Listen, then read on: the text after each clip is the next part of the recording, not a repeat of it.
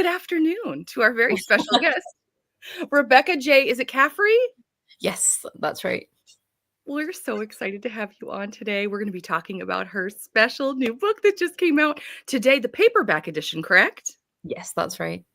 Wonderful. So tell us, where are you? Whereabouts are you right now? What time is it there?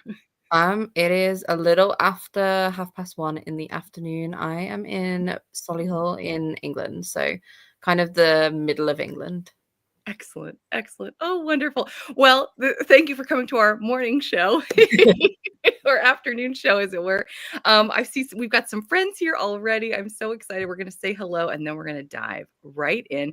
As you may have noticed in the background, we have some race cars because Rebecca has a brand new book out that's all about racing, and we are here for it. So, good morning, Dr. B. Vanessa, stopping by to boop the like button. You're so cute.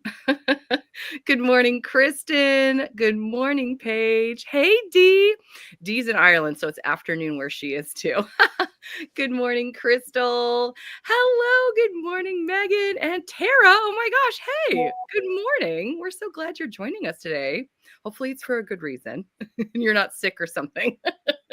She teaches, so she's not often able to join us. So Rebecca's like, what's happening right now? Well, okay. I am so excited to talk to you about your book that just came out in paperback today, Pole Position.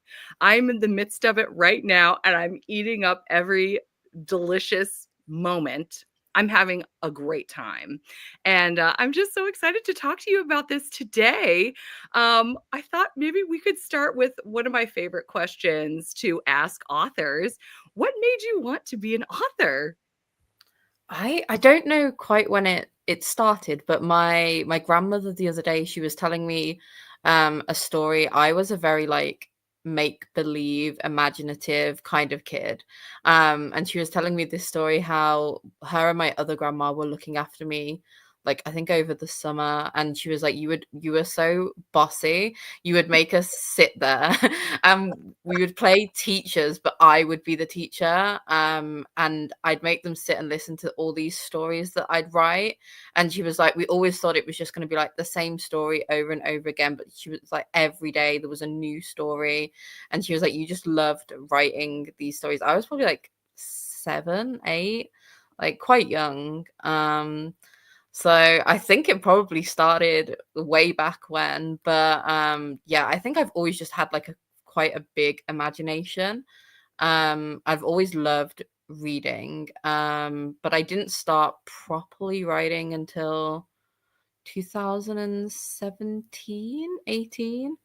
Really? Yeah, so yeah, it was probably 2017. So I was 2021. And I was like such a sucker for like young adult books at that point. I think growing up, I loved reading them, but there never felt like there was a big variety out there. And then I think as I came into like my late teens and 20s, that's when like the expanse of YA kind of started to take off. And I felt a bit like hard done by because I'd kind of missed it in like the key age of being like young adult. Right.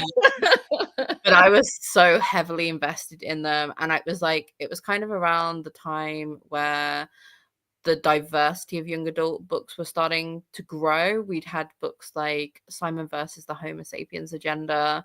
And that was such a big book for me. I'd never read a queer fiction book at that point. And I remember thinking, oh my God, like this is everything. Like I realized I was bisexual at quite a young age. So I was like, where was this when I was like younger? Right. So I wanted to write books that were diverse and wanted to write books that kind of I wanted to read when I was younger. So I started in the young adult category. And then as I kind of outgrew that a little bit, I realized that I want to write romance. Like that's what I loved writing. That's what I loved watching on the TV, what I loved reading in books. And yeah, so I think, yeah, maybe 2021, I realized this is going to be it. No, probably, yeah, 2020, in the midst of the pandemic. So Yeah. I was like, okay, like I've got a little bit of time. I've just been like what we called furloughed in the UK, where you were given like a break from your job because there wasn't enough to do because of COVID. Um, Oh. and I was like, I have like 4 weeks free time, so I wrote my first romance book, um, just casually in those 4 weeks, and I was like, I could do this. I really want to do this, so. Oh my gosh, I love it. That takes us right to my next question. Take us through your journey to publishing your first book. So I went for my first three books, that were like indie published. I worked with like a small publisher in the UK. So that's my first two were YA, called The Charrington Duology, and then my second lot of books was a sports romance called Olympic Enemies. So they were all kind of indie published. And then I met my current editor. She had read my sports romance indie published called Olympic Enemies. And she'd been like messaging me on Twitter, but I had like that function off where you don't get messages from like random people you don't follow. Oh, So I'd sure. missed all of these messages from her saying, "Oh, I love your book. Like, I want to like talk to you about like potential proposals for another book, like working with us." So I'd missed all of these, and then eventually she'd found the contact me page on my website, and she'd messaged me on there, and it'd come through as like an email saying like, "Oh, I'm reaching out to you from HarperCollins. Like, we'd love a chance to like talk to you about like a book proposal." And I was like, "Oh my!" I was just at work on my lunch break. I was like, "This feels like a scam." Like, Who is um, this? and I sent like a screenshot to my friends, like, "Oh my god, like, is this a scam? Like, am I being scammed?" Because it was at the time where, it was like Penguin, and there were like a couple of like different like scams going around, and I was like, "This doesn't feel right." But she'd left her email address at the bottom of the thing, so I was like, "It can't hurt to email. What's the worst that's gonna happen? I'm gonna get a computer virus." Or so I was like, I'm gonna risk it. So I sent it from my work laptop just so that I didn't ruin my personal laptop. And she emailed me back like within like an hour, and she was like, "Yeah," she was like, "I can send you like proof like that this is real." Like, and she sent me like the HarperCollins like setup and thing. And I was like, "Oh my god, okay." And she was like, "Can you jump on a call anytime soon?" And I was like, "I'm at work." Like, and so we arranged a call for like the following Friday. I think it was like Tuesday or Wednesday at this point. And then we just hopped on a call, and we were just throwing ideas around. And I love Formula One, and I'm quite heavy watching sports, Formula One and football and ice hockey. So um I was like, I love Formula One, and there was definitely an uptake in people enjoying Formula One after kind of how the crazy seasons have been like recently, and then with the Drive to Survive documentary. Oh, Um, and I was like, okay, so I'm writing a Formula One novel then, like. I love it. Oh So my no, gosh. it was a really exciting time, and then just like getting to sit down and like watch races as research, like who doesn't want to spend their time doing that? Amazing.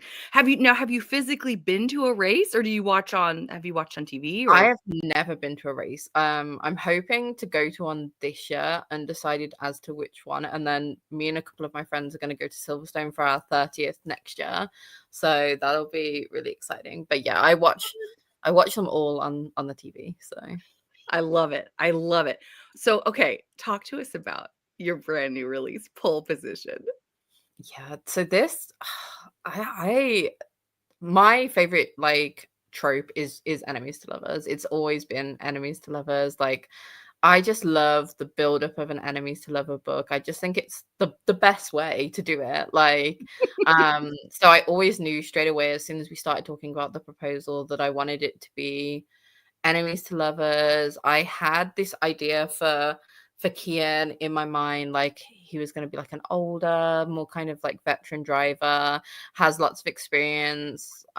He was giving me kind of like the team was giving me kind of like Haas vibes, like kind of a newer team that are still like have been building up and are now like starting to find like some success. And I'm thinking more Haas further down the line. Hopefully one day they will have a race champion. So and I just knew that it needed to be something that like there needed to be like something that separated them, and I think it was having them being quite different both on track and off track. So like whilst they're both quite focused drivers, Harper is a lot more fearless, I think, from just being younger and more, he takes more risks, whereas Kian is quite measured, and he's an excellent driver, but it comes from knowing when to do things and when not to do things. And that's kind of the same for his personality off the track. He gets certain level of enjoyment out of the things that he enjoys, but he doesn't put himself out there a lot, whereas Harper is a very out there character. He's very bubbly, very outgoing, very loud. He's not kind of afraid to be himself. He's come up kind of through the ranks within like Formula 2, Formula 3. And like obviously he's been given his debut on the back of Kian's best friend breaking his leg. So he knows that this seat isn't safe, so he just wants to like make the most of it.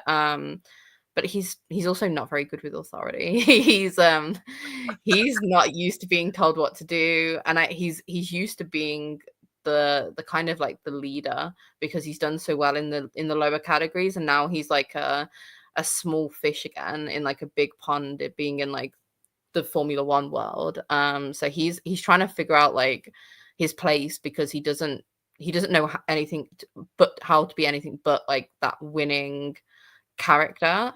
So it's like it's a bit of a fall from grace to start off with, when he kind of realizes that like his place isn't safe. He's the rookie again. He's the second driver to Kian. So it's figuring out the dynamic and figuring out that they actually have more in common than they think, and playing on that, and playing on just like Kian actually giving himself a little bit of a break for once, rather than carrying the weight of the world on his shoulders, and Harper is the break that he kind of needs. So I'm having trouble not just leaving right now and getting back into your book. I was telling Rebecca I'm in the midst of it right now. And yes, I'm just enjoying it. I'm having trouble also deciding which do I prefer, or can there be a winner here? Talking about winners and things.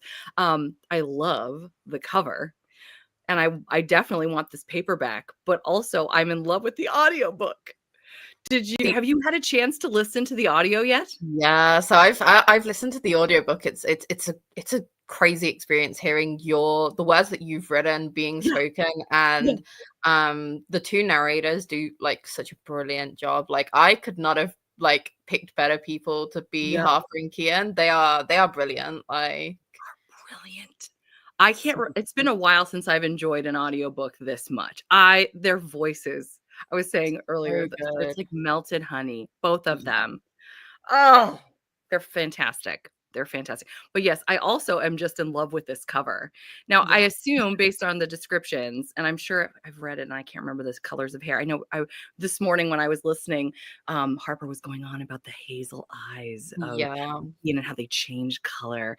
And so is Kian then the one in the front? Kian is the one in the front. Yeah. Okay. And this is an age gap, as you mentioned. Remind me the difference in ages, because I know Kian's like in his 30s. He's been around for 15 years. Yeah, so Kian is 34 and Harper's 25.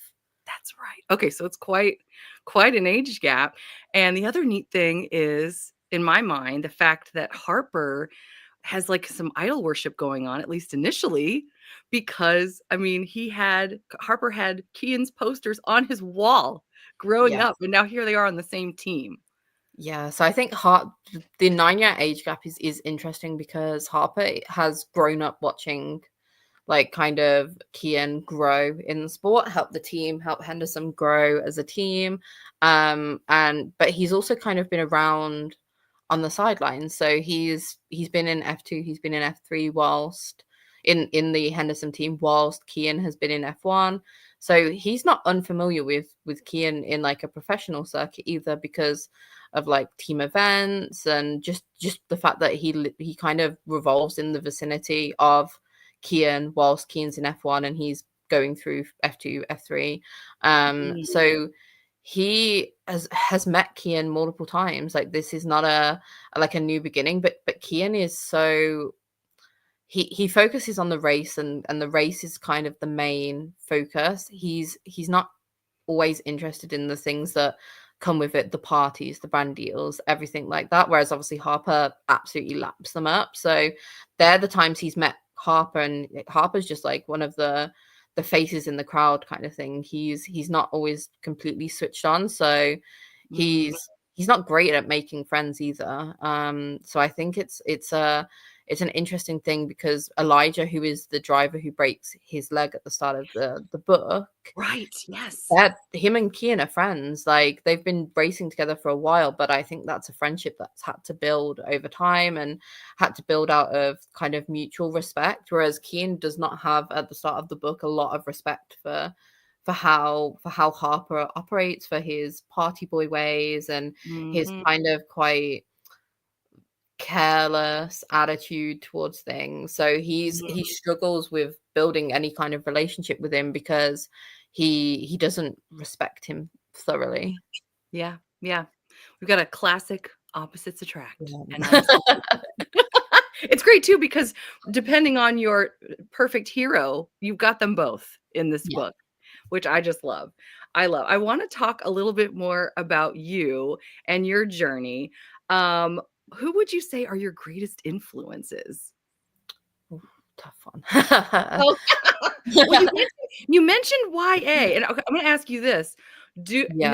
now that you're not necessarily the, target audience for a YA, I know Mhm. plenty of adults who love YA. Yeah. Have you been Oh, still binging absolutely. YA? Do you love that still, or have you got a chance? I I not as much anymore, but I think when I was younger, it was Jenny Han, the writer of the To All the Boys I Loved Before series, Yes, and The Summer I Turned Pretty.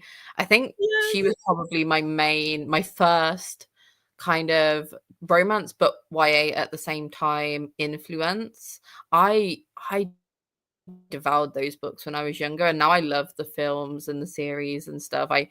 Exo Kitty has become like a spin-off series of the To All the Boys I Loved Before films, and that's like one of my favorite shows. So, No, is that Jenny Han, Kitty's the yeah, little sister, right? little sister, I yes, remember. yeah, Is it the same actress? it is, yeah, yeah, Oh my gosh. I gotta get yeah, into that.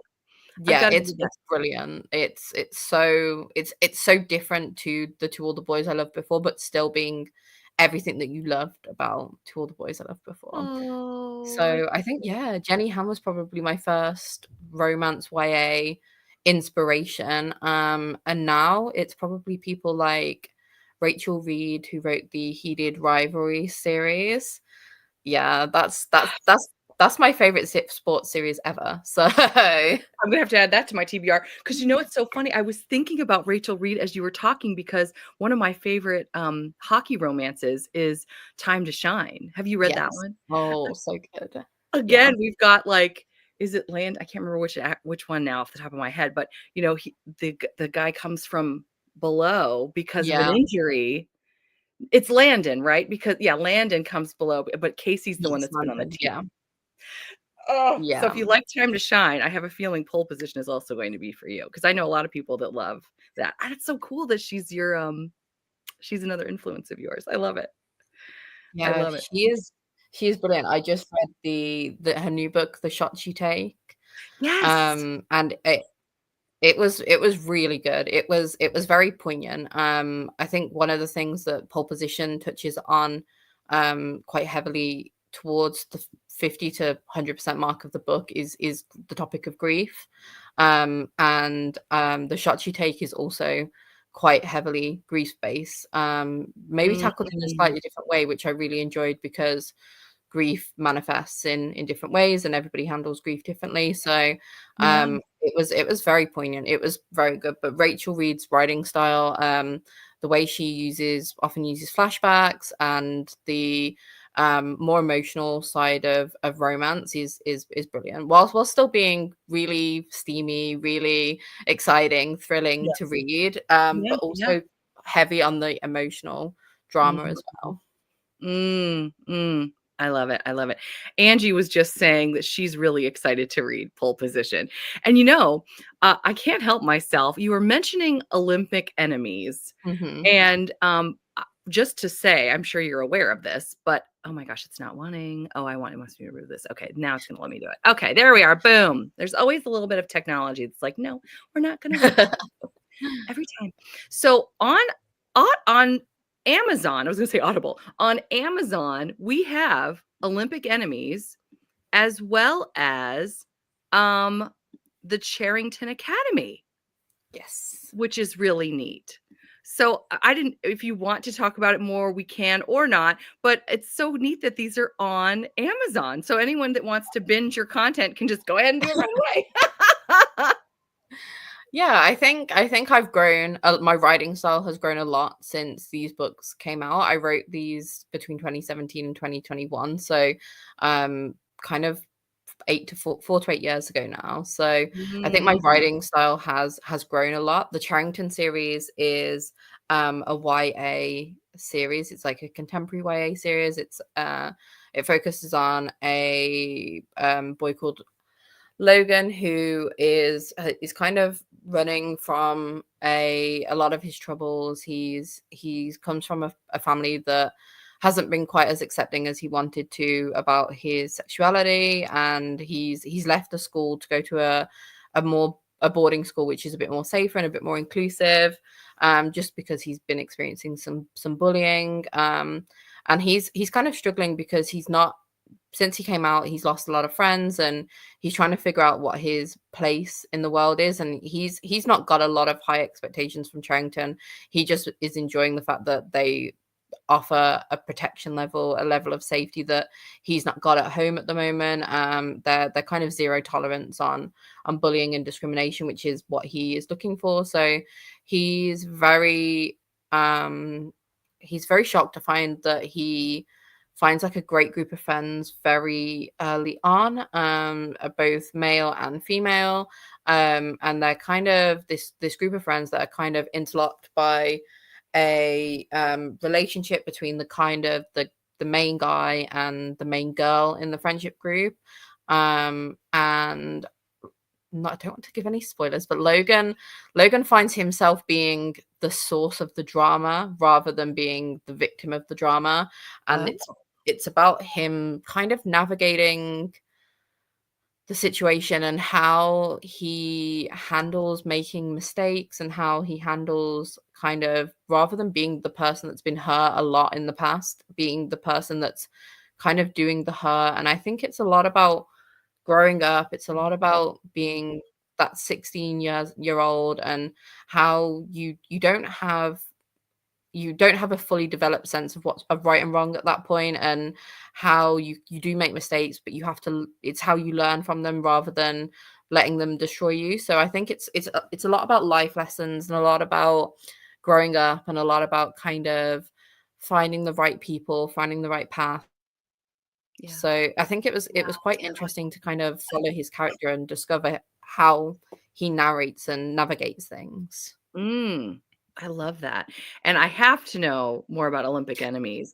I mean, I know Uh, the Winter Olympics is coming up. This looks like it's probably summer. And was this set in yes. France for the Oh Yes, my in gosh, the I'm so excited. Paris Olympics, yeah. Yeah, so, oh gosh, this feels like a long time ago now, but, yeah, it was set at the Paris Olympics, and I love watching the Olympics. I feel like it brings countries together when the Yeah, Olympics are on. yes. And it's a chance to watch a lot of sports that you wouldn't actively watch in their, like, natural seasons, Yes. and, like, some things that only really happen at the Olympics. So my favorite Olympic sport is the gymnastics, which is what what Olympic enemies kind of follows. Oh, And so I was really excited to write this book, because I spend so much time watching the gymnastics, like even outside of like the Olympic period. So it follows two characters, Lucas and Oliver.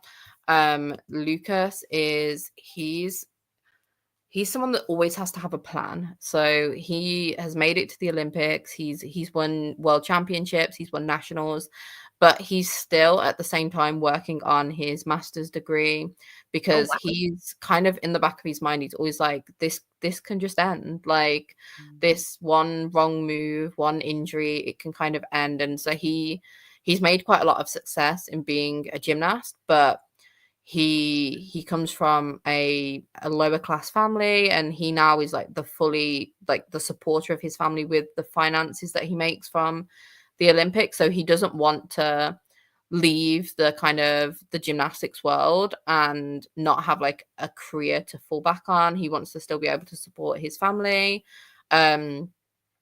He's also he's gay, so he's trying to navigate that. He's always been quite honest about it. He's never like hid from it. He's trying to, he doesn't want to be in the press, but he knows that he's kind of one of a small amount of athletes that are openly queer. So he's trying to be a role model, I guess, at the same time. Oliver is a strong leader, but he is somebody that everybody just gets along with. Like he's very bubbly, he's very outgoing. He's the captain of the team. He also has like a great friendship base within other athletes at the Olympic Village. And him and Lucas just don't they just don't click. Then they're not a fan of each other at the beginning because Lucas has other focus. His focus is just performing. His main role within the team is to be the more artistic gymnast rather than a power gymnast. So they rely on him a lot for his floor skills, especially.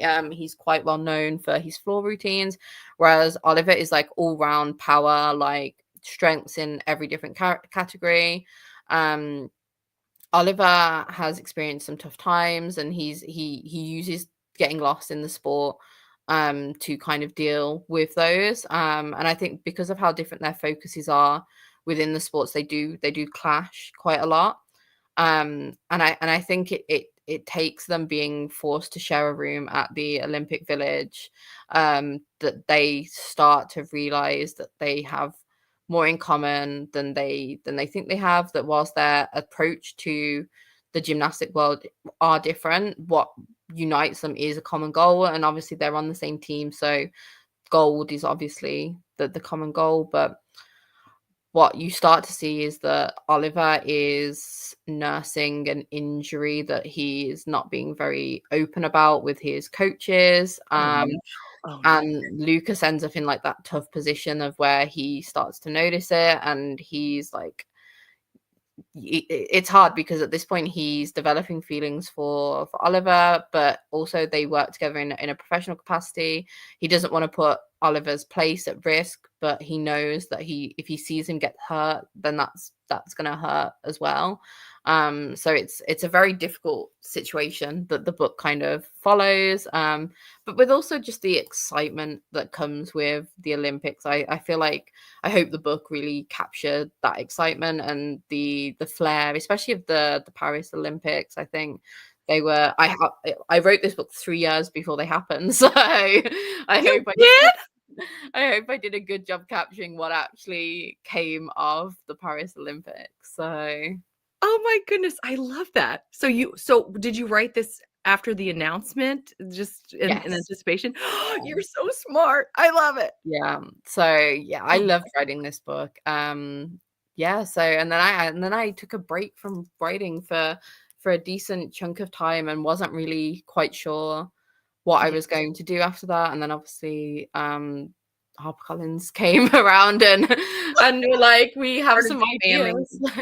Oh my gosh, that is just so neat. That is just so neat. Angie was already saying the Olympic Enemies book sounds so very good. So what would you say makes a great story? I think being able to find something in the story that is relatable, even if it's just a very small characteristic. I think we read so often to escape. So obviously we do want the exciting environments and the difference to your life. But I love to get lost in a book where I feel like I can relate to the character, even if it's just a Mm, very minor quality, even if it's like a location or a personality characteristic. Um, but also I just love a good relationship. Like I love watching a relationship grow. I love that moment where one of the characters realizes like, oh, okay, like I've like caught feelings for this person, or I think I love this person. And yeah. I just think that's such a fun moment to read, and I love that it's done so differently now. Like there are so many different tropes that give so many different settings for the building of a relationship. So I think that's so fun. Yeah, absolutely. And now you've written, all kinds of fun sports and school type romances now. What would you say resonates most with your audience? What do you hear most frequently from them? I think with pole position, I think a couple of topics that I've had readers like reach out to me about. The first is kind of the normalization of therapy. So, um, Yes. I think that within pole position, the way that that comes about and the acceptance of it and the way it helps build the character, I think that that's really important. I'm a big advocate for mental health and for Mm, getting therapy if you think it will help you.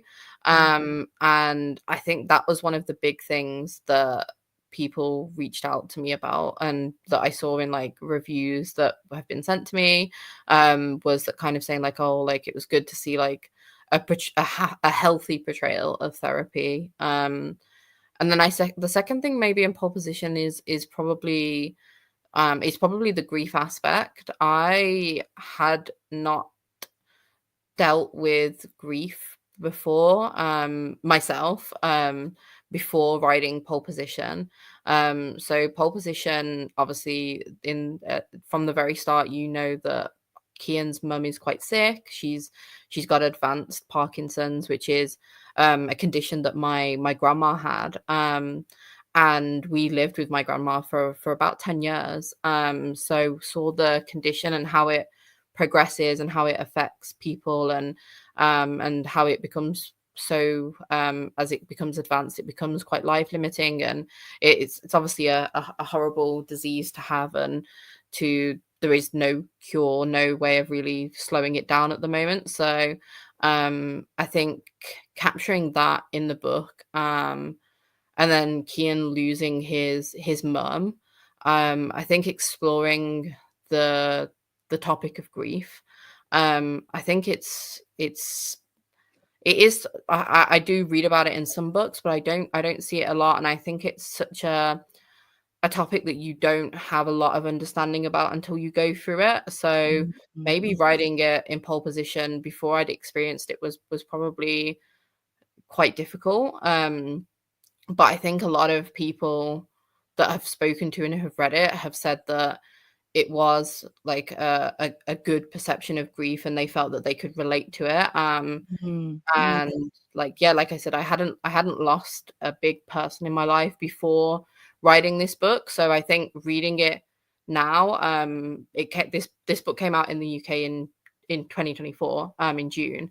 And then in July last year I lost my mum. So I think now reading it back, I'm like, okay, like I did the job that I think other people would need, because when I read it back, I was like, okay, like I need this. Like I need more portrayals of grief, more normalization of feelings that you get during grieving that aren't just, oh, I'm sad. Like yeah. the anger and the guilt and the frustration and the feeling quite lost, and the loss of like an anchor, I guess, kind of is like Mm, a big thing that I think needs to be spoken more about within kind of the grief community within books. So yeah.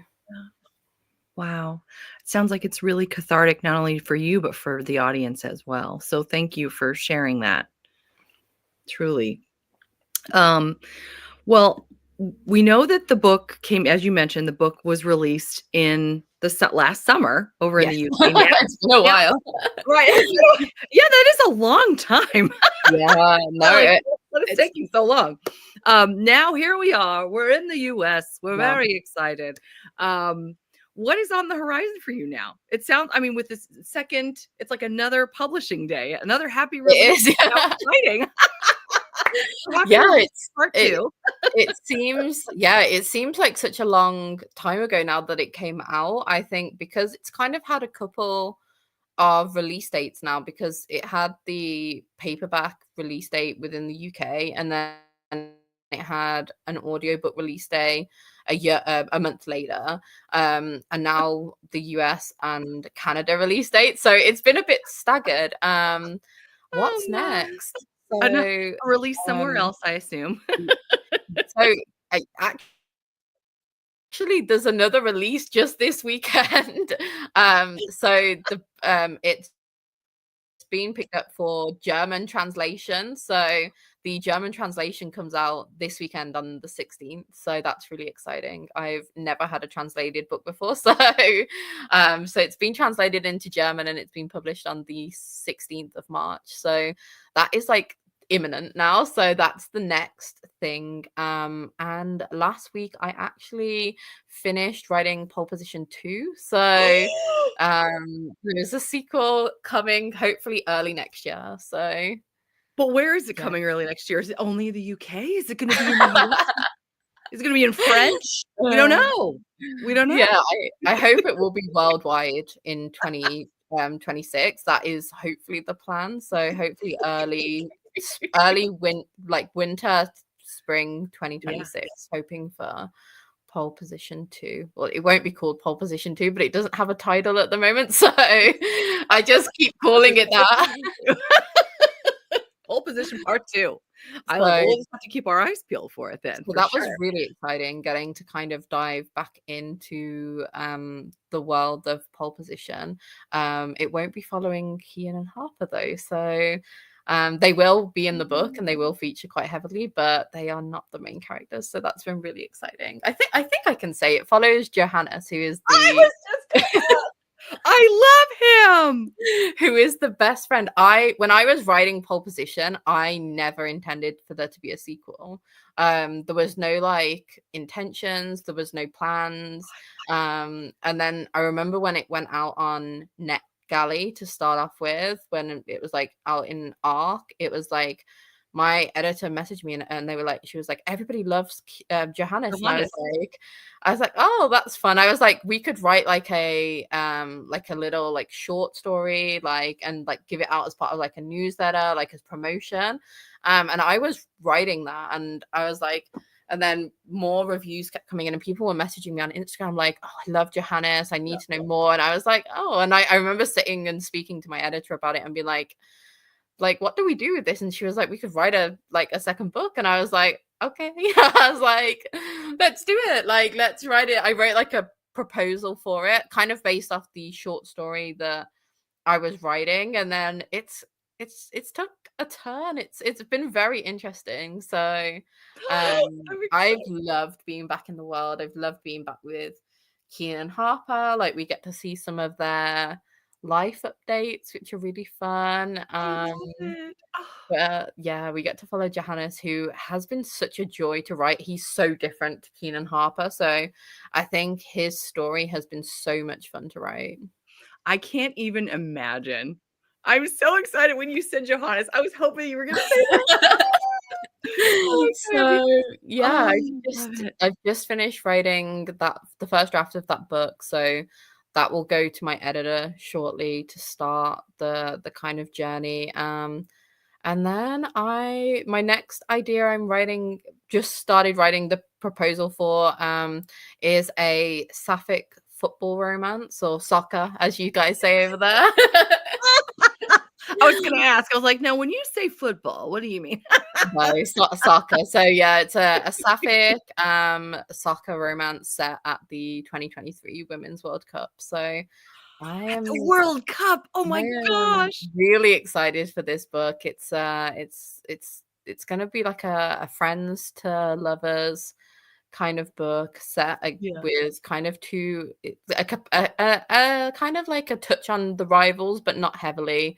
Um, with a member of the UK football team and the captain of the America football team. So I'm Wow. really excited to start riding on this. Football is like my favorite sport ever. So I love it. Is there gonna be a part where they argue over whether it's called football or soccer? oh, absolutely.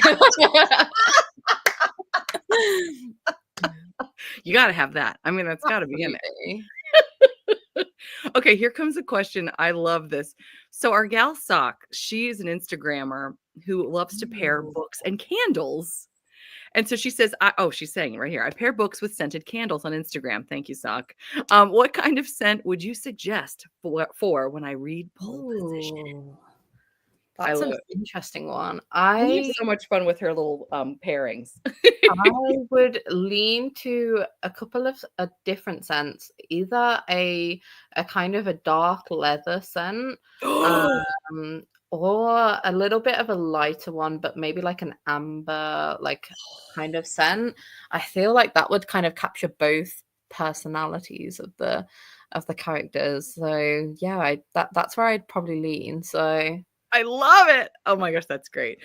Sock has come forward with this question a couple of times, and I've always been impressed because, for example, I don't think I would be able to come up with anything. I'd be like, for real, kids?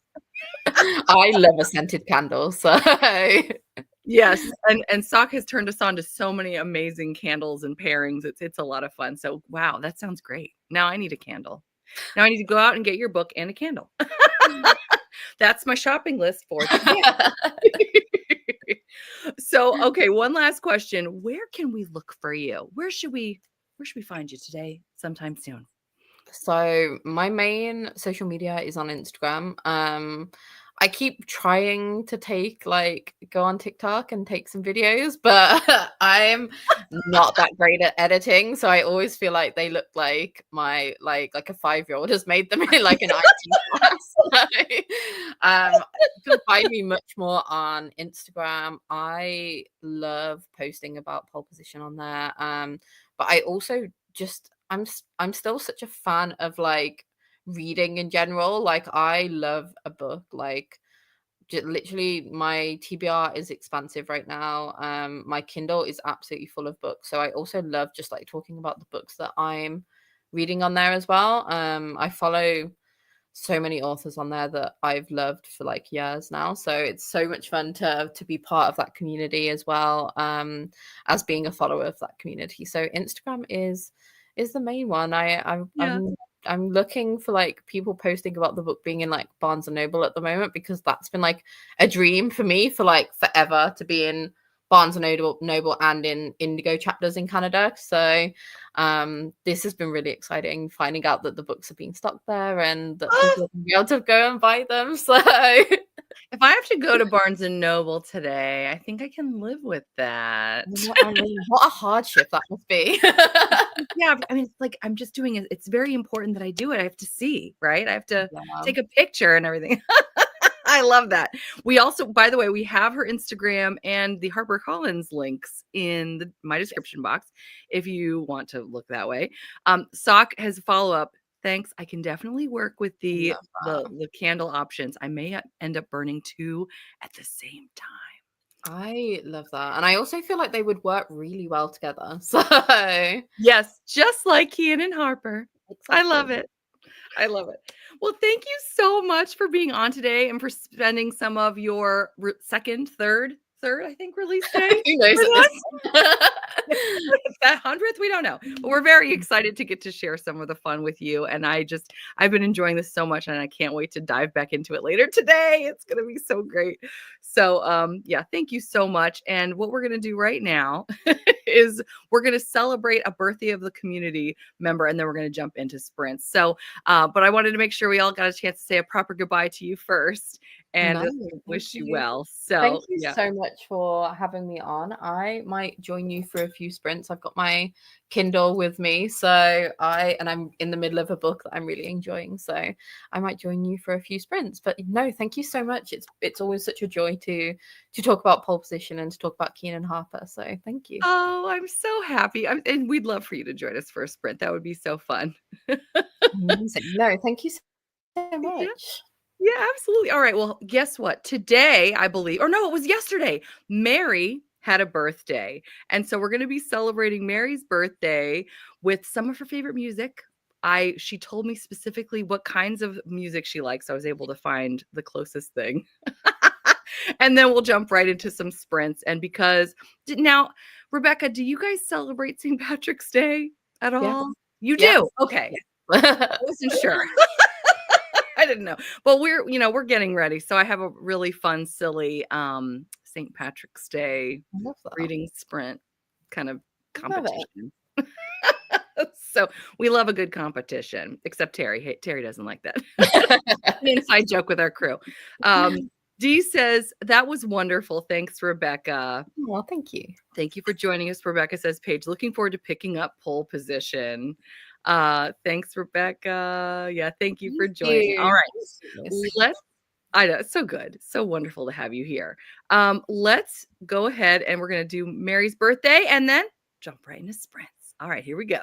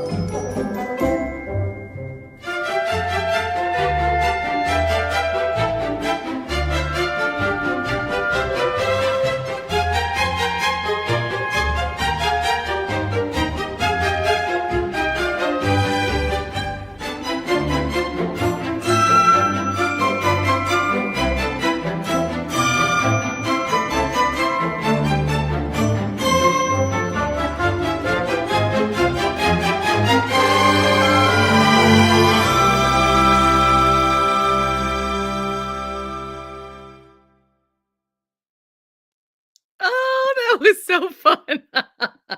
Yes. Oh, happy birthday to Mary. I know she's either on or she was on because I saw her. But yeah, oh, I'm so excited to celebrate. And that was some beautiful music. So thank you, Mary, for recommending that. We really enjoyed it. And now we are going to jump into sprints. I've got, of course, a very fun leprechaun race that's going to be going. So here we go. You guys know how it is. I always have to talk to myself. Okay, here we are. Is it showing? Get ready to choose your leprechaun. Oh, there's Mary. Yes, we hope you had a lovely, lovely birthday, Mary. Okay, we're choosing our leprechauns. And then we're going to have a nice 30-minute sprint. I'm really excited. I'm going to go with number 2 again because I love a good star on the hat. All right, we're going to see who wins. Let's do this, guys. Let's get some stuff done. We'll come back. We'll talk about what we did. And then, man, do I have a lot of fun stuff to cover. We're going to have so much fun the rest of the morning. I can't wait.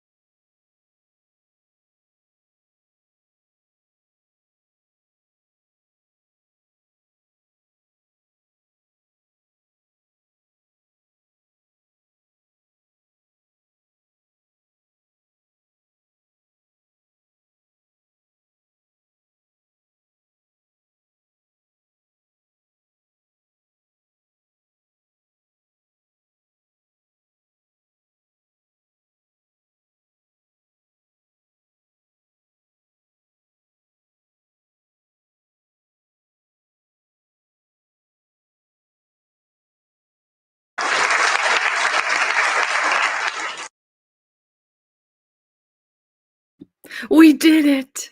Number 2. Yes. Oh my goodness, I tell you. Oh, why is this so big again? That's a little bit better. Let's see what happened while we were gone. We had a lot of people. Oh, Cassandra also won today. Me and Cassandra. I think that's it, right? Good job. Good try, everyone else. I love I love sending or I love seeing some of these comments too. Four-leaf clover hat. Like the way he struts. Like I can just hear staying alive. Wyoming agrees. Oh, Vi came. Hello, Vi. We're so happy you're here. Kristen also said, no, my dude, run faster for your Lucky Charms. He was going so good. Cheryl just arrived as well. Hello, Cheryl.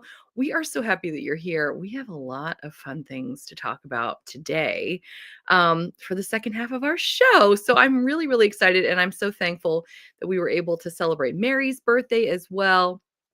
Let's go ahead and remove this. Well, sorry, backstage, it's like there's a million tabs open.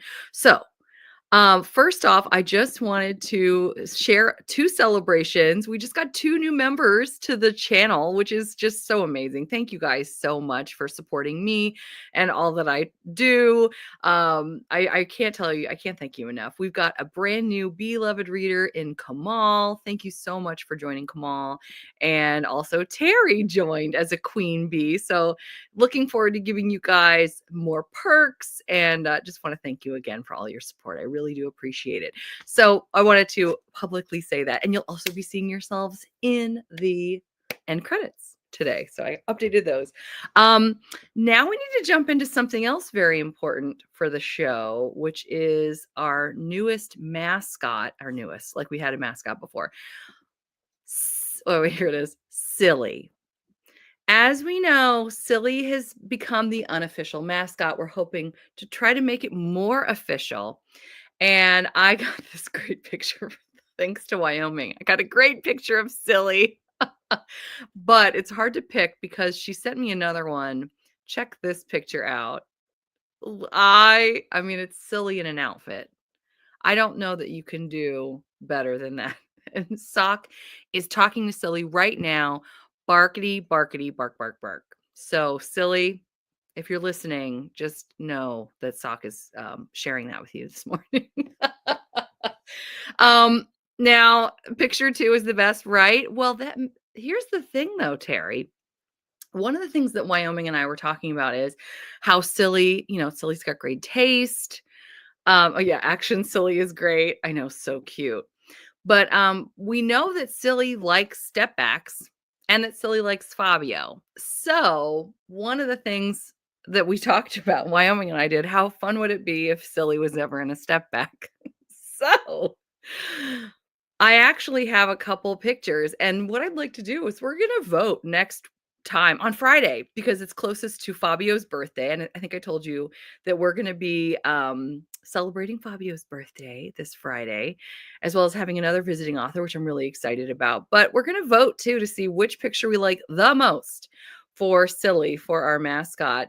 Oh, get ready. We'll see if you still love it in 1 second, Nicole. Because here we go. Ready? Get ready. We have Silly on the cover of Warrior's Woman. I could not help myself. By the way, I didn't use the more scandalous ones because I felt like Silly would not approve. So I tried. We also have Silly on the cover of Gentle Rogue, but I wasn't certain of Silly's modeling contract. This might be a little too showy. So I didn't know if Silly was going to be comfortable with that. So, because there's a lot of being shown in this one. So yeah, I know. I'm glad you guys are appreciating this.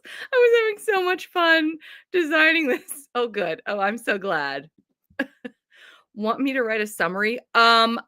Yes, I do. And no, I have not written a summary already. Silly is a natural. We also have Silly on the cover, or excuse me, this is the step back. Silly in Angel, which I'm not sure how Silly feels about this one because there's also a panther. So I don't know if Silly would feel very comfortable. Oh my heavens. And then, so here's a close up, by the way. Um, You Belong to Me. This is another step back. Silly is in. I feel like in some of these, it's almost like Silly's going, "Can you believe this guy?" Appealing to the audience, breaking the fourth wall. I know. I know. These are all Johanna Lindsay, actually, with Fabio. The gold one, that's a good one. We'll get a chance to vote. So here's another clip. So, um, this is my second favorite. My next favorite I'm gonna show you. I saved the best for last, at least in my opinion. This is Johanna Lindsay's The Magic of You, featuring Silly in the step back. And as we learned, thanks to Terry, this is not a dress. This is like undergarments. But I didn't know Silly had the moves like this. I mean, she really is a natural. Here's a close up. But here's my personal favorite. Surrender My Love. I just feel like the way that Silly's head, I mean, the it just looks so natural. It just looks so natural. She looks like she's wearing a silly mask on that one. On this one. Yes, Cheryl. Oh my gosh, Wyoming's like, I can't stop laughing. I'm crying. This is hysterical. Silly is so honored. She's here on my lap, everybody. Oh, Silly, we hope you approve. I don't know why, but this one fits so well. Okay, are we talking about the last one? I mean, I just love it. And of course, this is the one where we the last week we were like, are these pants or does he just have wrinkly knees? She is in the moment, but turns around to look at the camera because she knows it's her moment. Yes. Yes, Silly. I feel like a photographer. Yes, Silly, show us. I could not help myself. I love the first one, but they're all hilarious. Just we're going to be voting. Yes, we will. On Friday to see which one will be the official Silly mascot picture. Did I have fun making these? Yes, I did. No regrets. Yeah, so there's our girl Silly. I just love it so much. Okie dokie. Let's start talking about some new releases. We've got a bunch here. This is called Here Comes Trouble by Christy McKellen. This looks like a fun contemporary romance. You know what we're going to do? Let's do what we did last time. I actually really loved that, where I went through all of them and then you just give me the title that you want to hear more about and I'll read you the summary. How about that? I love that idea because that was really fun last time. Sock says, I'll get those summaries to you via email before Friday. Yes. Sock, I'm so excited. Oh, I can't wait, Sock. Let me know if you need me to send you the pictures. She does look beautiful, right? I mean, just stylish. Just terribly stylish. Just about as stylish as she does in this picture. I love this picture, by the way. Oh my gosh, it's hard to choose. Hey, Angie. Oh, I'm glad you were able to take your medicine. Awesome. I know that's not always the most fun thing to do, but good job being very responsible. Good for you. Taking care of your body. We love that. We love that. Okie dokie. So, Angie, you missed some silliness, literally, from our mascot Silly, looking at pictures of her, trying to decide how she's going to be best placed as our mascot for Friday. We'll be voting. But here comes some titles that have come out. They're coming out this week. This one just came out 2 days ago. Here Comes Trouble by Christy McKellen. She's about to break all the rules. And remember, because I'm sorry, I'm jumping all around right now. Just tell me at the end or during a title that you really want to learn more about, and then I will read you the summary using my narrator voice. Nicole says, oh, this one looks really good also. The title is How I Announced My Son Coming into the Room. I'm so very intrigued tracking this down now. Okay, you know what? She's already said it, so let's go ahead and read the summary because why not? Why not? I love that. I've definitely done that too. But my children don't really appreciate that when I announce them as Here Comes Trouble. Oh, golly. Oh, the picture of her in the hoodie is her stars. They're just like us pick. It's true. We're still on this one, Wyoming. I think we're just gonna be reflecting on these throughout the day. I know I am. At least I'm not missing the new releases. Exactly. There you go, Angie. Yes, absolutely, Nicole. I'm here for you. No need to thank me. Here we go. Let's learn a little bit. I almost just kept Silly's picture up. Here Comes Trouble. Out 2 days ago. It's a gorgeously spicy forbidden romance for 2025. Oh, I love a good forbidden romance. Tropes and themes, breaking her rules, bad boy hero, forced proximity, working together, opposites attract, temptation, all the spice. Oh man, here we go. Sometimes it's fun to kiss and tell.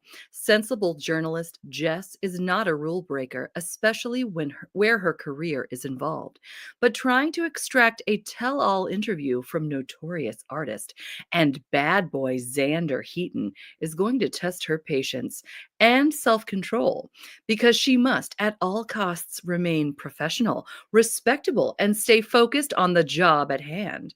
But it's not long before Jess realizes that Xander spells trouble with a capital T and is living up to his tempting reputation. Trying to keep her distance, Jess decides that maybe she could break her golden rule just this once to get Xander out of her system. And as we know, just this once always works, right? Just the one time. And she will then get her job back on track. But one night is never enough. What a surprise. And she learns that actually breaking her rules once in a while can lead to more fun than sticking to them. So there you have it. That was Here Comes Trouble, which came 2 days ago on March 9th. Oh my, says Angie. I love it. Sometimes that's all you can say. Oh my. We, of course, have Pole Position, which came out today for the third time, third release day for good old Pole Position. We also have Love Off Script by Laura Starkey, who is joining us via video. I'm really excited to share this with you. She did a super job. And let's see. Oh, I see what I'm doing. Okay, sorry, guys. Let me share a video file. Here we go. This should work. Here we go. Hi B, and hi to all the viewers of the morning show today. I'm Laura Starkey. I am a British romantic comedy writer and I have a new book out today and it's called Love Off Script. In this story, Jess, who is our very bookish, very introverted, very clever heroine, is badly screwed over by her boyfriend, who not only is cheating on her, he is taking credit for a research project that she had thought they were going to embark upon together. So horribly embarrassed, mortified that she's been taken in, she then moves away and takes a job as the script consultant on a TV adaptation. And the TV adaptation is of a book in which Jess is an expert, and she thinks this is the perfect way to kind of get herself back together. But unfortunately, the director of the TV adaptation has got an agenda of his own. Nathan, is quite a damaged character. He's got some baggage. He's carrying a lot of baggage, enough baggage that, you know, you can imagine the guy's got a few suitcases trailing along behind him the whole time. And they slowly come to understand one another and themselves a little bit better through butting heads over how this TV adaptation is going to go. I really hope that if you read it, you enjoy it. I thoroughly enjoyed working on it. It's some of the best fun I've ever had working on any of the books that I've written. It really is one for you if you enjoy historical romance, if you enjoy Regency romance, if you like the classics, if you're into Jane Austen, if you like a little bit of Lisa Kleypas. Like, there's a lot of layers to this one, as well as the sort of contemporary top layer of this sort of enemies to lovers progress between these two people who, like I say, to start with, do not connect, and then very, very surely do. So yeah, enjoy, and thank you so much for having me on the show today. Please do let me know if you enjoy the story. Find me on socials. I always love to hear from people. So take care and have a great day, everyone. Bye. Oh, that was great. And that was Love Off Script, a contemporary that sounds like it's very much influenced by historical. How cool! I'm very excited. I'm very excited. And that came out today.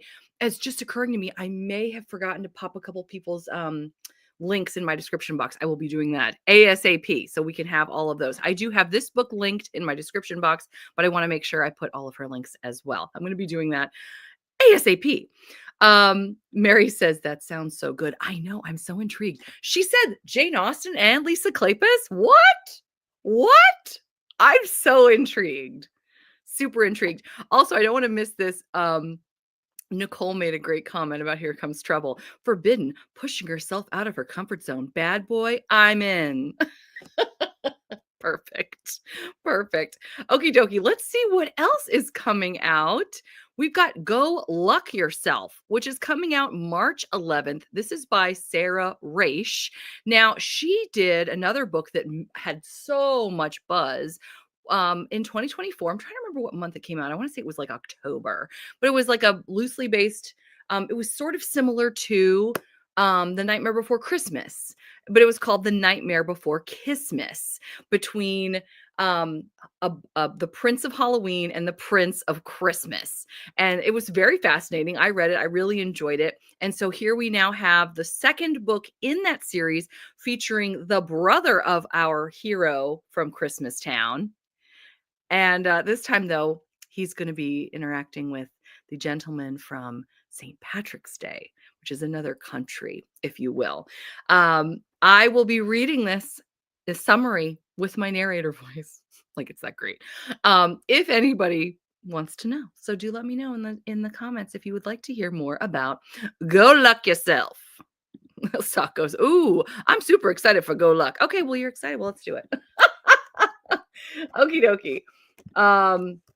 Yeah, when I read the first one, I was really blown away by this story. It was really good. It was more political and high fantasy than I was anticipating, but it was really deep. It was not just the fluffy, humorous read that I was anticipating.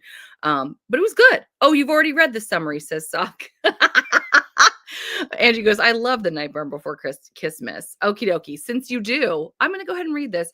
This is the deluxe edition, by the way, which features Shamrock green sprayed edges. If you're into that, I love how everything has sprayed edges these days. It's so fun. It's the enemies to lovers in this sexy and delightful holiday mashup that pairs the spare Prince of Christmas with the Crown Prince of St. Patrick's Day. Someone has been stealing Christmas's joy, and there's only one clue to the culprit: a single shamrock. With Cole, that's his name, busy restructuring Christmas and their dad now having a full midlife crisis in the Caribbean, Chris volunteers to investigate St. Patrick's Day. His cover, an ambassador from Christmas to foster goodwill. What could go wrong? Everything, it seems, because Prince Lachlan Patrick, Crown Prince of St. Patrick's Day, happens to be the mysterious student that Chris has been in a small war with at Cambridge. They attempt to play nice for the tabloids, but Chris can't get through one conversation without wanting to smash Locke's face in. He's infuriating, stubborn, loud, obstinate, hot. Wait, hot? Chris might be in some trouble, especially when it turns out that the mystery behind Christmas's stolen magic isn't as simple as an outright theft. But why would a holiday that Christmas has never had contact with, one that's always been the very basis of Carefree, want to steal joy? Can a spare prince even hope to unravel all this, or will Chris lose something way more valuable than his holiday's resources, like his heart? I actually just got goosebumps right there. Oh, man. High fantasy, but with cell phones and nightclubs. Exactly.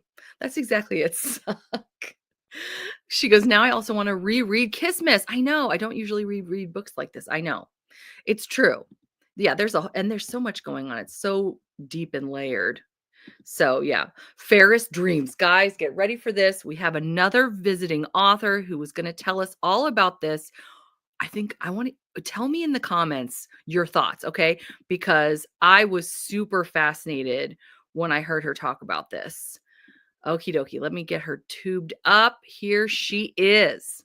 Hey everybody. My name is Melissa Cassera, and I am so excited to share my latest book with you, Fairest Dreams. So, Fairest Dreams is a dark and twisty reimagining of Snow White, but don't expect any poisoned apples or woodland creatures in this one.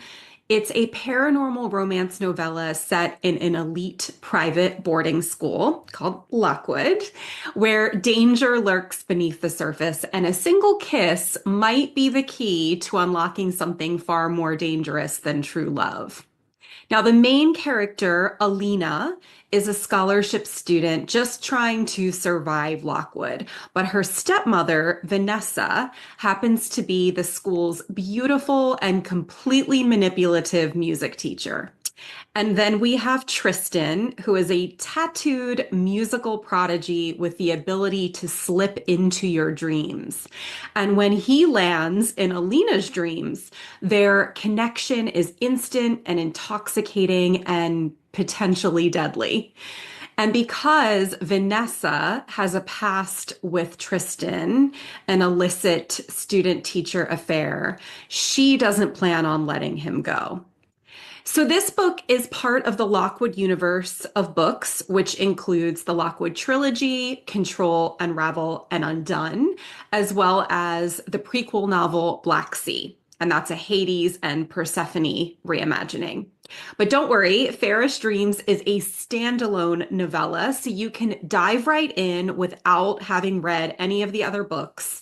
And just a heads up, this is not a cozy read. It is dark, fast-paced, intense, and full of twists that will keep your heart pounding until the last page. And because I absolutely love you all already, I also wrote a fun bonus scene that will be available for download. So if you love enemies to lovers tension, fast-paced reads that are set in elite boarding schools, things that you can binge very quickly. This is a novella, you can binge it in a night. And a stepmother who is more poison than apple, if you get what I mean, then Fairest Dreams is definitely for you. It is available now, so go and grab your copy. It is on Kindle Unlimited, as well as just for purchase on Amazon, and it's available in paperback as well. And I'd love to know what you think. Thanks so much for watching and for reading. Isn't that amazing? When I watched that video the other day, I thought, "Oh my heavens, there's so many layers to this." He goes into her dreams, but then her stepmother, who's also like the music teacher, had an affair with him and isn't gonna give him up. It's like a love triangle. I mean, it just sounds like something else. Sounds wonderful, and loving the cover. I know, Wyoming. It's beautiful. So beautiful. Yeah, I found that really fascinating. Okie dokie. What else do we have? There's so many things. We've also got Witching and Scheming by Noel Ryder, a Huckleberry Hollow romance. Sock says, I got super stressed out just hearing about it. I'm intrigued, but we'll have to wait a bit. You talk about Ferris dreams. Yeah, I mean, if it's stressful, it's not for you. That's the thing. I mean, that's how I feel about a lot of darker things. I'm like, it's stressful. I can't do it. I can't do it. But it really sounds fascinating. We also have, I'm really, really excited about this, guys, The Cupid Chronicles by Courtney Walsh. This comes out tomorrow. And this one is part of the Serendipity, which I know we talked about last week because there's one book coming out every single week. It's like a magical twist on, oh golly, what's the name of the show? Only Murders in the Building. We talked about this. Steve Martin, Martin Short, Selena Gomez, but this is Only Magic in the Building. And so it's 8 stories by 8 sweet, clean contemporary romance authors. Last week's was Emma St. Clair's book. This week is Courtney Walsh's The Cupid Chronicles. I definitely want to share that with you guys because I want to read the summary too. But I'm really looking forward to it. Oh, are you talking about this one, Nicole? I'm super excited about it. Set an alarm to go get it. I know. I want to read all of them. I cannot do dark romance. See, I don't either. I always say I can and then I can't. But this is a novella, so I mean, maybe this will be the thing that does it for me because it really is intriguing. I mean, it sounds like all kinds of twisty and crazy, and yeah, I'm intrigued. Oh, I'll be reading it, just not right away. I'm excited about Cupid Chronicles. Okay, thank you, Nicole. Sorry. You're so good. Thank you for clarifying. Yes. All right, let's learn about it because I haven't even myself had a chance to read this summary yet. Cupid Chronicles. Sorry, guys. You know how it is. Technology, what can we say? All righty. It's a whimsical romance. Some love stories are written. This one is magically delivered. Iris Ellington isn't looking for love, not even a little bit. With a long list of failed relationships behind her, she's decided to reinvent herself as a person who doesn't fall head over heels on the first date. New town, new job, new Iris. But someone or something has other plans. When her neighbor's newspaper lands in front of her door, Iris has no choice but to return it. And when she does, she comes face to face with a ridiculously handsome but very grumpy chef who all but slams the door in her face. Mateo Morgan just wants to be left alone. He's loved and lost and has zero interest in ever doing that again, which is why it makes no sense that the Serendipity's magical newspaper has decided to turn him into an unwilling Cupid. Matchmaking is hardly in his wheelhouse. And yet, for the last 3 years, that's exactly what he's done. And he's always done it alone. Until now. When the newspaper pulls his bubbly neighbor into his matchmaking schemes, Mateo has no choice but to go along with it, hoping that maybe finally he can pass Cupid's bow and arrow on to her. Thrown together by fate, they must navigate the newspaper's increasingly absurd demands while trying to resist the undeniable spark between them. Will Iris melt the ice around Mateo's heart and embrace the magic? Or will Mateo scare her off with his grumpy demeanor and ruin any chance of happiness? In a building where anything is possible, Iris and Mateo might just find that the greatest magic of all is finding love when they least expect it. The Cupid Chronicles is a standalone book in the Only Magic in the Building series.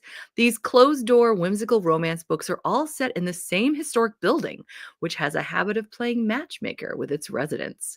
There are light magical elements, but no spells, shifters, or dark magic of any kind. For those of you that just specifically said they would not want to do dark fantasy or dark romance. Anyway, so that looks fun. That looks super fun. I'm looking forward to that. We also have The Lady's Guide to Scoundrels and Gentlemen, which I know some of you were already messaging me about some of the Dragon Blade releases this week. So I'm going to go ahead and tell you a little bit more about The Lady's Guide to Scoundrels. What was it? The Lady's Guide. See, I'm on another picture. Okay. Lady's Guide to Scoundrels and Gentlemen. There it is. Boom. I looked these up earlier, so it's hard to have so many tabs open. That's the thing. Okay, guys, A Lady's Guide to Scoundrels and Gentlemen, a Victorian historical romance. I love this cover, by the way. Can we talk about this cover? Oh, Cassandra, there we are. Boom. Same. Great minds think alike, right? Love the dress and the cover. And her pose, it's so proper. I love her gloves. I love everything in the background. It's gorgeous. Gorgeous. Like she looks formidable. And I'm loving that. I'm loving that. Let's learn a little bit more about her. A lady should avoid a scoundrel if she does not wish a lifetime of heartache. But sometimes hearts simply do not care about rules. Luck strikes when least expected, and Lady Vivian Winthrop finally gets a taste when an unexpected fortune is left to her and not her brother. But there's a caveat. To keep it, she must marry within 1 year. As newspapers name her Britain's richest spinster, men swarm her receiving room with hopes of charming her down the aisle. Vivian becomes frustrated by the incessant attention, and unfortunately, Vivian discovers she cannot identify true gentlemen from sneaky scoundrels like her own brother. Her brother owes a shocking gambling debt to Edmund Dantes McNabb, a scarred pugilist. Ooh, pugilist fans, I know we're in the house, right? a scarred pugilist who owns a wild pub. With his ear to the ground, Dantes, it's Dante, or is it Dantes? It's French, it's Dantes. Dantes. Dantes knows the truth about much of the Ton. Vivian offers the man a deal that he cannot resist. Help her find a true gentleman to marry, and she will repay her brother's debt in full. It's soon clear Dantes knows the scoundrel's secrets because he's one himself. Unfortunately for Vivian, her heart becomes a bit too affected by the burly man. She knows well enough any affection for Dantes will end in nothing other than disaster. But sometimes one's heart simply does not care about silly rules. If Vivian doesn't find a suitable gentleman soon, she may make the biggest mistake of her life and fall in love with one of the worst scoundrels in London. And it says you could read it free on Kindle Unlimited underneath. I love it. If you are referencing the Count of Monte Cristo, it is pronounced Dantes. Dantes? Oh, interesting. Oh, okay. Okay, thank you very much, Terry. Terry's always helping me. We also have Helena Hunting's If You Love Me, which is coming out in 2 days. Loving her was against the rules. Let me know in the comments if you would like to hear more about this latest spicy hockey romance by the fabulous Helena Hunting. We also have Waiting for Love by Carol Coventry. And again, as I said, I know already that we have some people that want to know more. So we're going to pop over to this one briefly. Waiting for Love. If the gossips of the Ton can agree on one thing, it is that Lady Olivia Traverston will marry a peer. Everyone expects Lady Olivia Traverston, the winsome sister of the Earl of Iversley, to be the most sought-after debutante of the London season. Yet Olivia cares nothing for attracting suitors. Suitors lead to marriage, and marriage means leaving behind everything that she holds dear. Not even the prospect of a love match excites her. She fell in love once. It hurt. She won't do it again. Naturally, a lady must marry, but Olivia can't pretend to be happy about it, especially not after he reappears. And he's handsomer, kinder, and more annoyingly noble than ever. The he in question, Mr. Benjamin Carroll, who has returned to England after an admittedly harebrained attempt to make his fortune in Canada. A failed business venture not only left him bankrupt, but also made him the adoptive father of his deceased partner's little girl. Thankfully, he has a lifeline. Jasper Traverston, the Earl of Iversley, an old Oxford chum, has offered him the job of estate steward. The only complication is Jasper's little sister. Years ago, her infatuation with Benjamin progressed from silly to embarrassing. Of course, it's absurd to think she could still be carrying a torch for him. She should be grown up and married by now, except he finds that she is not. Not married, that is. She is very definitely grown up. The worst thing a lowly steward can do is to seduce his lord's sister. Benjamin knows this. Olivia does too. But, and that's how it ends. It says, defying the expectations of her family and the rules of the Ton is not the worst thing a lady can do. Even worse is to surrender to them with a vengeance. Crazy. And look at this dress. Is this not gorgeous? I love it. I think Foster is on the cover. Oh, neat. I love it. I love Help Me Find a Mate. Oh, really? No, wait, that sounds good. That is a good trope, Mary. You're exactly right. And we're referring to this one. Yes, that is a fantastic trope. We were just talking about that the other day, weren't we? And her pinky, which is pressing into his chest. Oh, yes. Gotta love it. Gotta love it. That dress. And for those of you, I know we have fans of horses on covers. We've also got that here. So looks really fun. I also love the childhood friends to lovers. You know, she's been pining for him, and now he's like, oh, wait, she's amazing. I love that as well. So I'm really excited about this release. We also have Healing the Wounded Earl, which comes out on the 15th by Millie Bowker. And Millie Bowker is here to tell us a little bit more about it. I'm Millie and I'm here today to talk about my debut novel Healing the Wounded Earl, which comes out on the 15th of March on Amazon. MMC is a naval war veteran who returns from war with his life completely upside down and changed forever. However, he meets curvy, sweet-tooth FMC Clementine, who is just the absolute light of his life.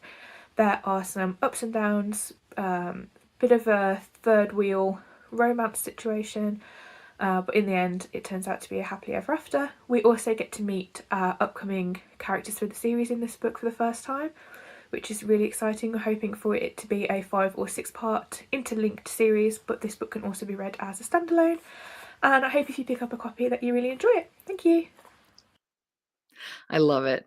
I'm excited about this. I think it's going to be really, really neat.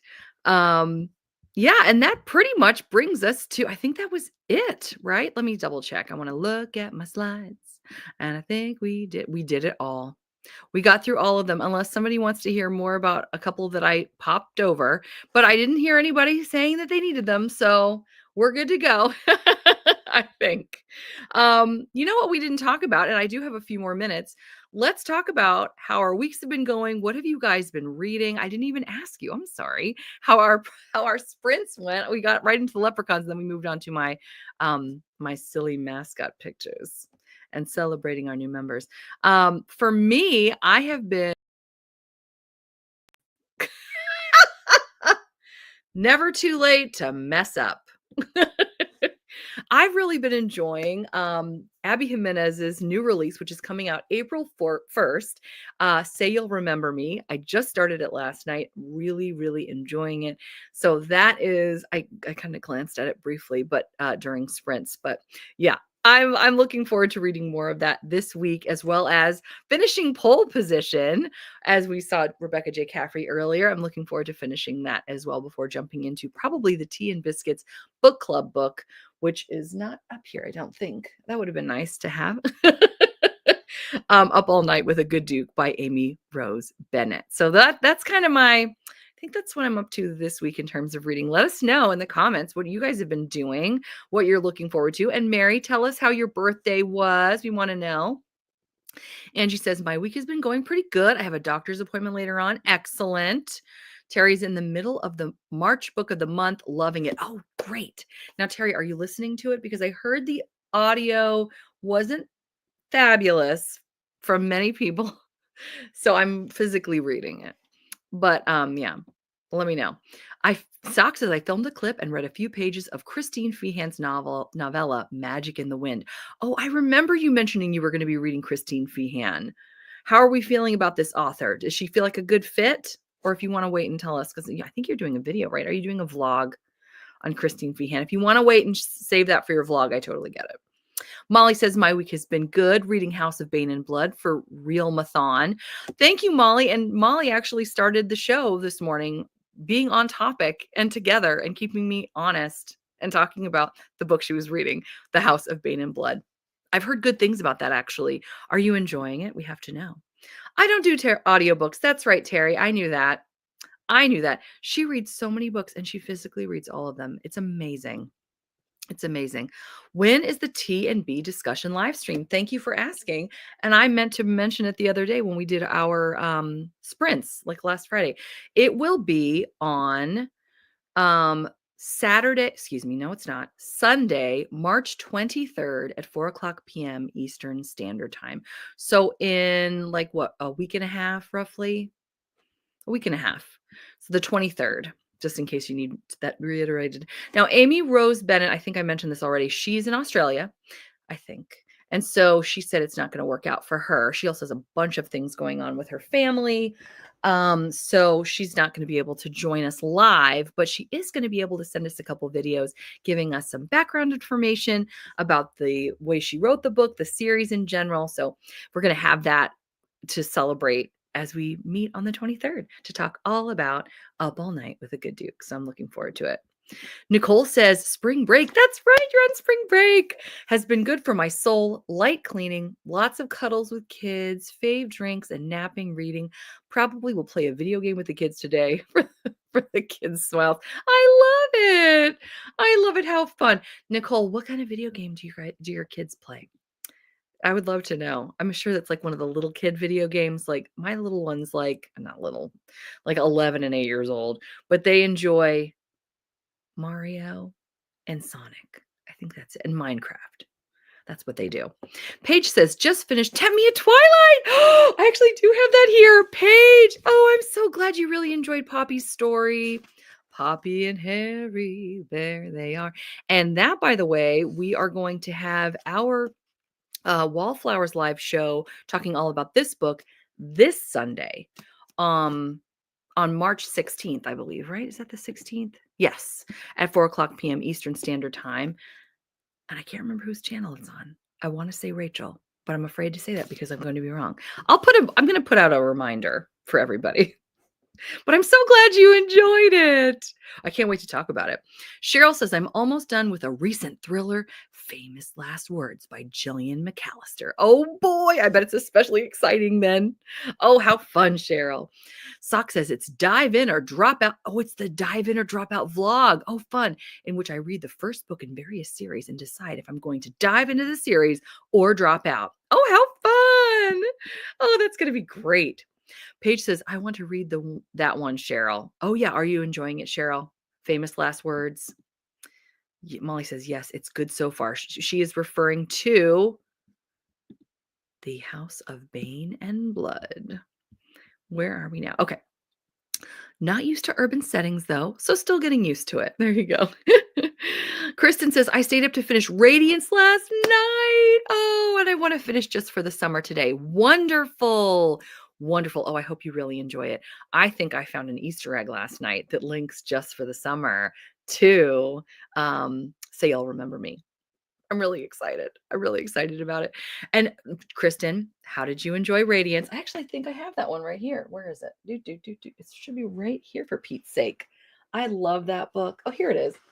Grace Draven. I've wound up reading all of the Wraith King series. There was one that Grace Draven, I think, finally put out.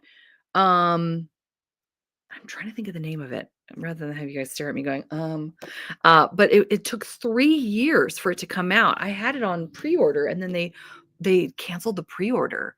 And then I think that happened twice. So it's finally coming out. It's a novella that's tied to this world. And for heaven's sake, I can't remember the name of it. Anyway, I'm going to have to look it up because I've enjoyed the entire series, but this one has been my favorite. So neat. Let's see. Birthday was great. Oh, I'm glad your birthday was great. A friend brought over a homemade dinner for my husband and myself. Oh my gosh, that sounds fantastic. You didn't even have to go out and it was catered. I love it. Oh, good. A plug. Sock has a plug for tomorrow at 2:00 p.m. Eastern Standard Time. We've got midweek motivation. She's going to be delving into her category romances. Oh boy. And sharing any especially bonkers covers and plots that I run across. That is sure to be a good time. For sure.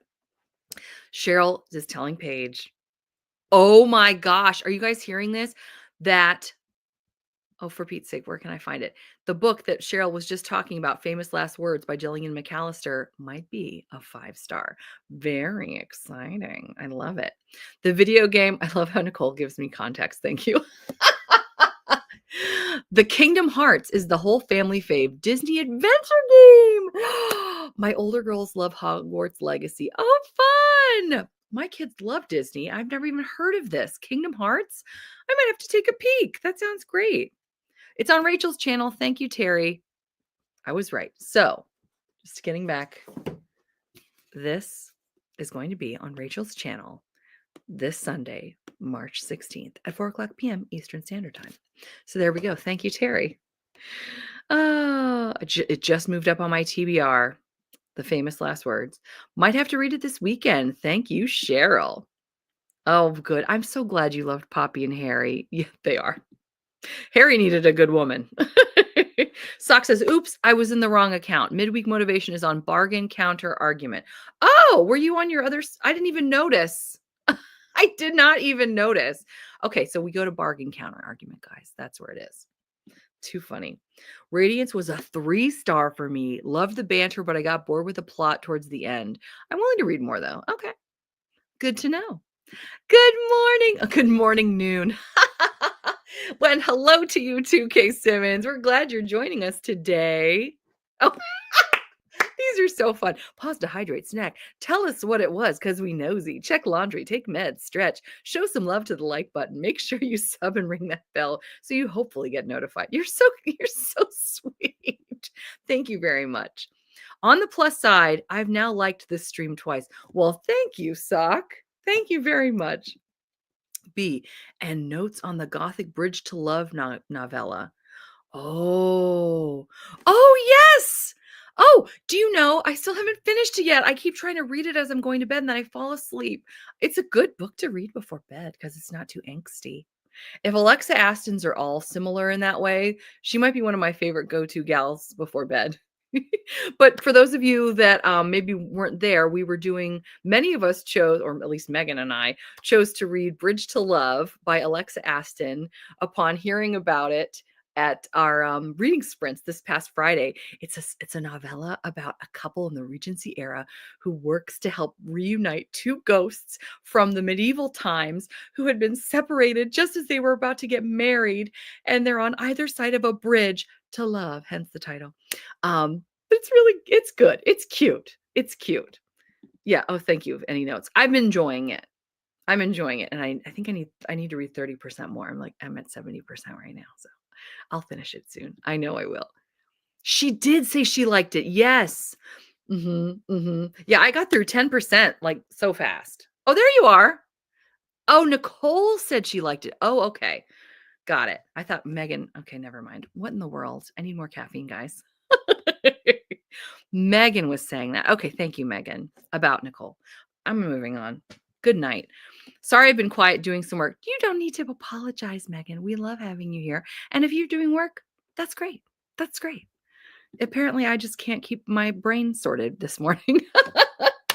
But I actually need to start heading out soon. But I'm really excited because this Friday we're going to do another live show. We have Maggie Sims, historical romance author, who is going to be joining us. And she is a little camera shy. So she's actually going to be doing, like, she'll have her sound on, but she will not have her face visible. So it'll feel kind of like half of a podcast. So that'll be different. I've never done that before. So, because she actually said she still wanted to come on. I said it was okay if she didn't, but she really wants to. So I'm excited that she's willing to come on, and she's just going to be so comfortable with, the fact that she's not going to be showing her face. So that's A-okay with me. Can't wait to talk about her great work. We're also going to be celebrating Fabio's birthday by looking at all things Fab. Well, not all things Fabio. There's some really funny, interesting things. I'll share with you a book I got the other day. Oh my. Wait until you see the book I got the other day at a used bookstore. I cannot wait to show you. We're also going to be voting to see which picture of Silly wins for the mascot for our morning show. I'm very excited. Oh, good. Yes, Mary, I think you'll like it. Bridge to Love. And now that the time has changed, I can join your morning shows before I teach. Yay! I'm excited to be among the sweet friends. Oh, how wonderful.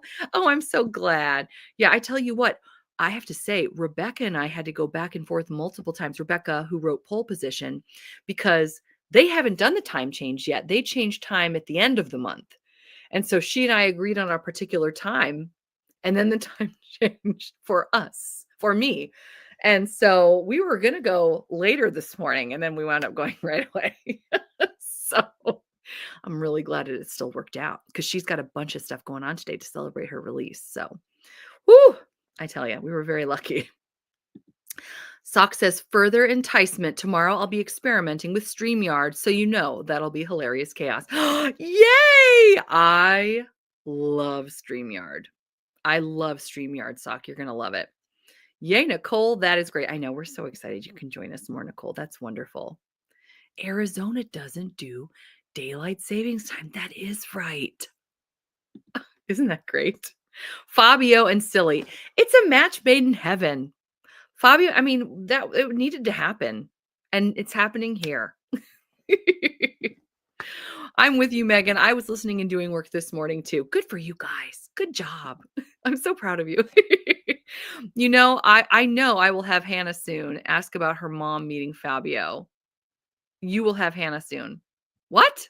I know you will have Hannah soon. Ask her about her mom meeting Fabio. Oh, Hannah Blackwell? Hannah Blackwell's mom met Fabio? Are you serious?